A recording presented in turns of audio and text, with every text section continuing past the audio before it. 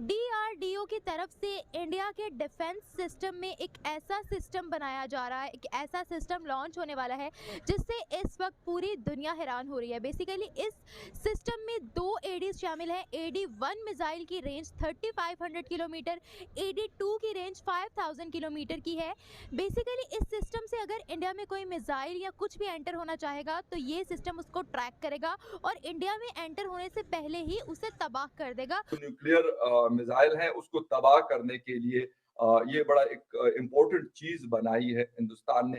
ये वाला सिस्टम बहुत ही खतरनाक और बहुत ही स्ट्रॉन्ग माना जा रहा है और इसकी तारीफ हमें पूरी दुनिया में भी देखने को मिलती है और ये प्योरली मेड इन इंडिया का बना हुआ है। तो 5000 किलोमीटर दूर अगर कोई भी आईसीबीएम हो, आप उसको इंटरसेप्ट करके उसको तबाह कर सकते हैं। नमस्कार दोस्तों, स्वागत है आप सबका मेरे चैनल इंडिया वाले पे। तो दोस्तों, डीआरडीओ ने इंटरसेप्ट लॉन्ग रेंज मिसाइल का सफल परीक्षण करके मिसाइल कवच की ओर एक बड़ा कदम बढ़ा दिया है। यह परीक्षण आसान नहीं था। इस मिसाइल को डीआरडीओ ने विकसित किया है। AD-1 मिसाइल की खासियत यह है कि यह मिसाइल 5000 किलोमीटर से दागी गई दुश्मन की बैलिस्टिक मिसाइल का पता लगाकर उसे नष्ट कर सकती है।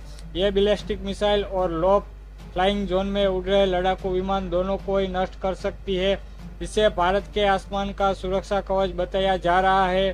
डीआरडीओ के चेयरमैन समीर कामत ने कहा कि अगर हमारे दुश्मन लंबी दूरी से निशाना लगाते हैं तो अब हमारे पास इंटरसेप्ट करने की क्षमता है और हम इसको रास्ते में ही नष्ट करने की क्षमता भी रखते हैं। अब डीआरडीओ के इस सफल परीक्षण से दुश्मन हैरान परेशान है और यह चर्चा कर रहे हैं कि डीआरडीओ का सफल परीक्षण मील का पत्थर साबित हो रहा है। आज की वीडियो में पाकिस्तानी मीडिया ने और क्या कहा, तो चलिए दोस्तों आज के वीडियो की तरफ चलते हैं। डीआरडीओ की तरफ से इंडिया के डिफेंस सिस्टम में एक ऐसा सिस्टम बनाया जा रहा है, एक ऐसा सिस्टम लॉन्च होने वाला है जिससे इस वक्त पूरी दुनिया हैरान हो रही है। बेसिकली इस सिस्टम में 2 एडीज शामिल हैं। AD-1 मिसाइल की रेंज 3500 किलोमीटर, AD-2 की रेंज 5000 किलोमीटर की है।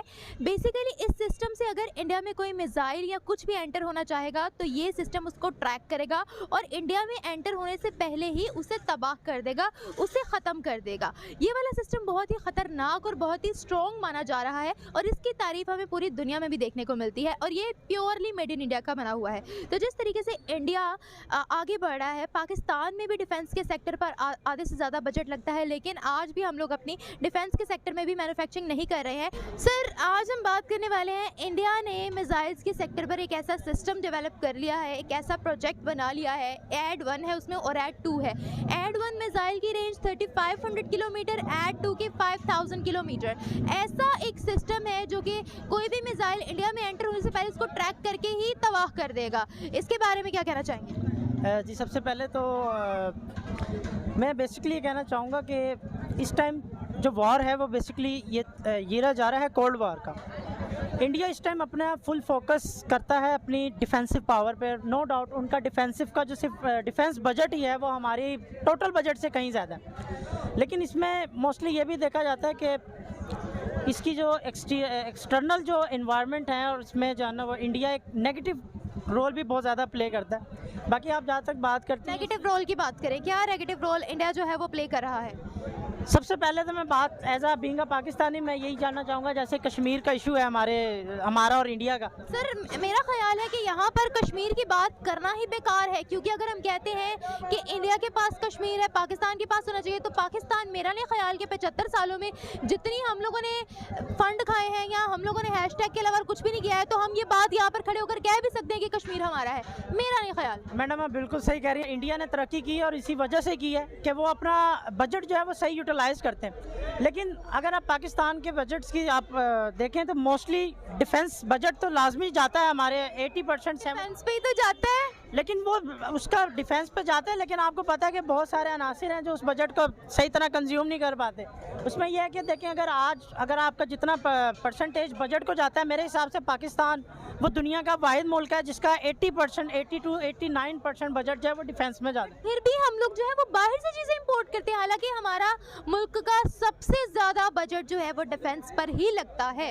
आप अगर मैं ये बात बताऊं कि इंडिया ने जो मिसाइल्स की रेंज एक एड 1 की 3500 किलोमीटर है, एड 2 की जो है वो 5000 किलोमीटर है। आप मुझे बताएगा, उन्होंने रिसेंटली एक ऐसा रॉकेट बना लिया था जिसके अपोजिशन पर चाइना खड़ा हो गया था, क्योंकि वो चाइना से भी ज़्यादा ज़बरदस्त उन्होंने स्ट्रॉन्ग बना लिया था। इसके बारे में आप क्या कहेंगे? कभी आपने पाकिस्तान के बारे में ये न्यूज़ सुनी है कि हम लोगों ने ऐसा कोई मिसाइल बनाया हो या ऐसा कोई रॉकेट बनाया हो जो हमारे स्ट्रॉन्गेस्ट कंट्रीज़ हैं, सुपर पावर्स है, वो हमारे ऑपोजिशन पर खड़ी हो गई हो? क्या ऐसा एजाज़ कभी पाकिस्तान को हासिल हुआ है? तब देखें कि वो कश्मीर के लिए जो है ना वो पाकिस्तान को बिल्कुल नहीं खातर खुआ लाते, क्योंकि कश्मीर के लिए पाकिस्तान को खातर खवा नहीं लाते वो इसलिए कि वो डरते नहीं है पाकिस्तान से। अब इंडिया वाले पाकिस्तान के पास है क्या डराने वाला?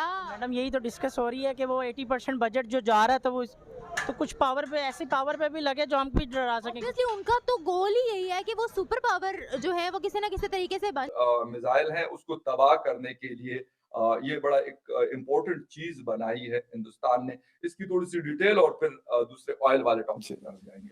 देखिए, सबसे पहले फखर भाई शो पे बुलाने के लिए धन्यवाद, थैंक यू वेरी मच, अच्छा लगता है आपके शो पे आके। फखर भाई, ये जो मिसाइल है ये AD2 है, ये मतलब ये फेज 2 बनाया है हमने। इसका फेज 1 पहले था जिसकी रेंज 2000 किलोमीटर थी। 2000 किलोमीटर में जो थी वो एक्सोथर्मिक मिसाइल थी। एक्सोथर्मिक होती है basically that works on a red रे, मैं उस पर डिटेल में जाऊंगा। ये वाली जो है इसकी रेंज है 5000 किलोमीटर। तो 5000 किलोमीटर दूर अगर कोई भी ICBM हो, आप उसको इंटरसेप्ट करके उसको तबाह कर सकते हैं। तो अब ये क्या है कि ये जो एंडोथर्मिक है, एंडोथर्मिक होती है कि ये इसमें क्या होता है कि जो इसकी एनर्जी होती है वो एक ब्लू रे मैकेनिज्म होता है। इसमें 10x10 के मान लीजिए अंदर बर्फ के वो बनते हैं, मतलब ना ब्लॉक से। तो एक ब्लू रे से उसको ट्रिगर किया जाता है, जो टारगेट के आते हैं वो टूटते हैं और वो जाके हाई स्पीड से उस टारगेट के साथ टकराते हैं कई सारे, और जैसे वो टारगेट के साथ टकरा जाते हैं वो टारगेट खत्म हो जाता है। पर अगर हम ये देखें मिसाइल के 3 स्टेज, ये वाला स्टेज, ये वाला स्टेज और ये वाला स्टेज, जो ICBM होता है, ICBM एटमॉस्फेयर के बाहर जाता है तब वो ऐसे चलता है। जब एक बार वो आए तो उसको रोकना बहुत मुश्किल होता है, ऑलमोस्ट इम्पॉसिबल होता है। इसलिए ये वाला स्टेज जो है चढ़ते आप रोक नहीं सकते, जब वो ट्रेवल कर रहा है यहाँ आप इसको रोक सकते हो। हमने इसके एडवांस रडार सिस्टम डेवलप की है और अब हम इसके साथ एक इसकी ज्यादा रेंज वाला जो फेज 3 है वो वाला मिसाइल डेवलप करेंगे जिसकी रेंज और भी ज्यादा होगी, और इसके साथ एडवांस रडार्स, और दोनों आपको मैकेनिज्म डेवलप करने पड़ते हैं, एंडोथर्मिक भी एक्सोथर्मिक भी। एक रेड रे ऑपरेटेड होता है, एक ब्लू रे ऑपरेटेड होता है। एक्सोथर्मिक में क्या होता है, वो कई सारे मान लीजिए आग के गोले सा, रेड रे से आग के गोले ट्रिगर होंगे, वेरियस एक्सप्लोसिव्स होते हैं, वो जाके टारगेट के पास फटते हो, टारगेट को डिस्ट्रॉय करते हैं। तो depending upon the kind of missile you are handling, you need endothermic and you need exothermic variant. तो हमारे पास ये जो अभी 5000 किलोमीटर वाला है ये एंडोथर्मिक है, इसका एक लोअर वर्जन एक्सोथर्मिक है, पर एक तो उसको डेवलप करना है, एक इससे थर्ड फेज का मिसाइल डेवलप करना है। रडार सिस्टम डेवलप हो गए हैं, तो उसके बाद हमारे पास एक ICBM को रोकने का अपना इंडिजिनसली डेवलप्ड मिसाइल शील्ड आ जाएगा।